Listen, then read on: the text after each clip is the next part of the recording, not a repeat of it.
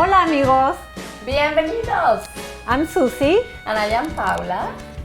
Today's recipe is our famous guacamole. And I say famous because everywhere we go, they always ask, can you make your guacamole, your famous guacamole? So here's our, I would say authentic Mexican recipe. And I won't lie, Mexican guacamole, we need a little bit of tequila. Of course. Cheers. Okay, Susie, Salud. come on. Is it good? Very good. Now I'm ready.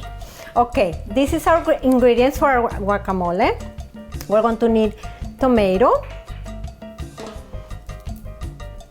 finely chopped onion, jalapeno pepper, salt to taste, a little bit of lime, cilantro, and ripe avocado. Ripe avocados are very important, right, Paula? Why don't you tell them how to choose a ripe avocado? Perfect. Oh, and don't forget, there's a clove of garlic over there too. Oh, and the garlic. Yeah. Okay, so this is a lot. A lot of people don't put garlic, but they like my recipe, and I put garlic, so. Totally up to you. Up to you. Remember, this is always a guideline, so if you don't like garlic, just don't put any garlic. If you love lime, just put more lime. Yes. So really, this is one of those recipes that you make it however you like to taste, right? So we have an avocado. How do we know is ripe? So you go to the grocery store and you see where the stem was. So you take that little part out, you take it out and you see the center. It should look yellowish. If it looks black or brown, forget it. That's too old. Moldy. Or moldy. Don't buy it. And if it's green, that means it's not ripe, so it needs a couple more days. So you buy the avocado, go home, leave them in a cozy place somewhere in your kitchen, never in the fridge. And so then you wait a couple more days. Wait a few days. And you will see how it will, I promise, it will ripe. So you touch and it's soft, but it's not too soft, right? Yeah, I would say the touch would be like touching a tomato. Yeah. A kind of like a ripe tomato. That's right. It's not too hard, not too soft. Exactly. So anyway, and once the avocado has ripe, then you can put it in the fridge and it will stay good for a couple more days. But never ever put a green hard avocado in the fridge. Because it will never ripen. Ever. Okay, perfect. So you have the avocado. Oh, by the way, when you take that little, where the stem was, at the grocery store, make sure the produce guy doesn't see you. No. Because they won't like that. Can you imagine? That's what I do all the time. Okay, perfect. So that's it. So we have the avocado. We just go around the skin. You don't really have to go all the way down to the pit. But anyway, so you just go around, just click, open the little guy. Now with this part, with the end part of the knife, just quickly take that out.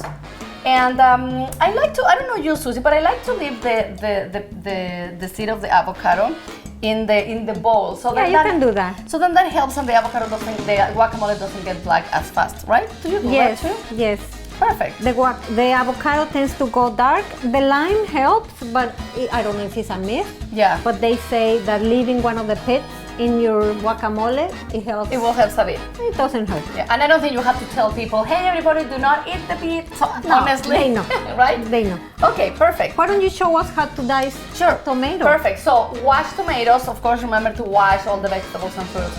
So this is a plum tomato. This is the way we dice a tomato, because in Mexican cuisine you'll find recipes that it says 8 diced tomatoes. So you're like, what? Something, you feel like just going and buy a can of diced tomatoes, but don't buy fresh. This is, I think, the way we like to dice our tomatoes.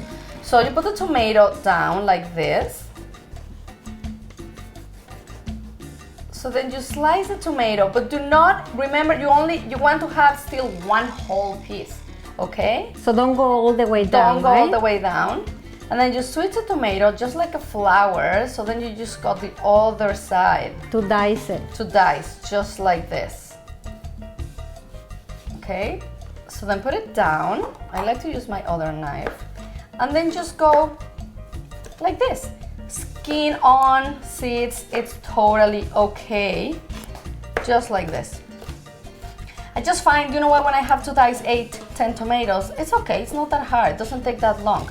And then you just go like this on the ends. That's it. So So for our guacamole, we like to use the jalapeno peppers. But in Mexico, you can use other chiles, right? Absolutely. Like serrano peppers. It's not as easy to find in other countries. Be careful with the heat, the spice. Usually it's more spicy the inside, the seeds. Yes. So we try to avoid putting the seeds into our guacamole. So this is the way I dice it. And also, you know what, the veins of the chilies are very spicy, sometimes even more than the seed. Get rid of any of the seeds. And then you can go lengthwise.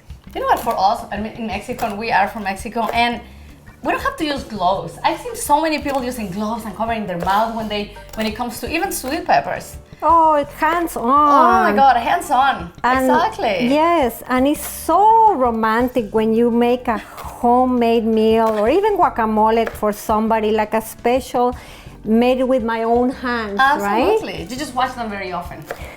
Exactly. Nothing like using your hands. It's the best tool so ever. I cut them lengthwise, and then I'll go, just like the tomato, to do tiny little cubes, because you don't want to have a bite of your guacamole and have a huge piece of hot pepper in your mouth. So go very, very small. So I'm going to go ahead and start scooping out the avocado. Very easy. Just cut lengthwise. Careful not to cut all the way through the skin. And then just scoop it out. I like it in little cubes like this. People sometimes think guacamole is very creamy, right? And they add olive oil, or that's to taste. But the authentic Mexican guacamole is quite chunky. Please, never, ever blend the avocado. I've seen all kinds of people like blending the avocado. Like Susie said, it has to be chunky. Use your hands. Yes. We have guacamole for breakfast, for lunch. You can have it for lunch. As an appetizer, to put it in a sandwich, in a baguette. Like, it's really, and it's super healthy.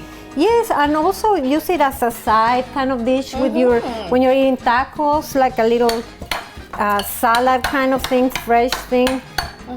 So watch out our video where we made the chicken tinga tostadas, and you can absolutely put some guacamole on top of any tostada. Okay, so I have my avocado, and I'm just going to do it by eye because I'm not going to make it long and boring. I'm just going to do 2 avocados, so I'll judge is to taste the amount of onion that you like, tomato, lots of salt. Avocado, I find it does need it salt. Needs our lime, hot pepper. Okay, I think I need a tequila now. Actually, I need a beer. Guacamole goes really well with beer. Do you want to chop the cilantro? Yeah, absolutely. And by the way, I think in England they call it coriander. The coriander and cilantro is the same thing. Same thing.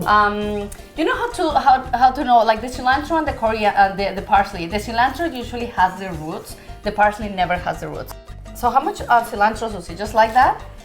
Like, or is that a lot? You know what? When people ask me, what do you do to your guacamole that tastes so good? I ask them, well, how do you make it usually? Yeah. Sometimes they skip the cilantro. Oh my God, I say, you it's can. very important. Don't skip the cilantro.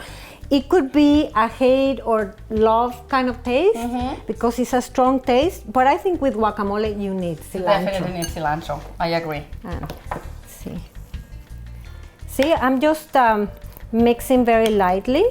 And I love it with a lot of lime. You have to just taste it like, just that kind of face. I'm going to, guys, I'm going to give you a tip. If you make it, let's say in the morning, and you have a party at night, the way I do it is I put it in my container that I'm going to take it to the party. Okay, I serve it. I pack it down a little bit. So this is just so it doesn't go brown. I pack it a little bit. I add lime to the very top. I leave the lime there. Idea. And then I put plastic wrap, very tight, touching not getting rid of all the air. Yeah. And it'll be perfect. Even if you do it first thing in the morning and you have your party at night, it won't go brown. It'll be fresh. Awesome. You go to your party, you just make it look And that's pretty it. like this. And you know what? I think you forgot the garlic again, Susie. Oh, I forgot the garlic. Well, It's never too late. Come on. some people don't like the garlic, but let's add the garlic a little bit. Just a little bit. Just a and little again, bit. you don't like it, that's fine. Don't put any garlic. Don't put any garlic, That's and I'll good. do the rest. But I always say when Let you me eat mix raw it. garlic, just make sure everybody around you eats raw garlic. Yes. So then when they talk, they all do all. It's like, have some guacamole, Come on, please. eat some. This is a great idea for an appetizer party. Maybe like a cilantro lime shrimp. You put it on top, and there you go. You have a great appetizer. That's for you, Paula. Gracias. Oh, wow. How is it? Good? Very good, very good. So, if you like this recipe, please don't forget to like us and subscribe to our channel for our future recipes. Nice, thank you for watching. And remember to share your food with friends and family. This is a great opportunity when you sit down at the table. La mejor manera de disfrutar la comida es con amigos y familia. Gracias. Nos vemos a la Bye. próxima. Oh, and See for you soon. the full recipe, look down below in the description of the video or go to our Facebook page. Thank you. Thank you. Oh, hopefully I don't have a cilantro here. Bye-bye. Now I'm going to give you your tequila. Wow, and exactly. salsa.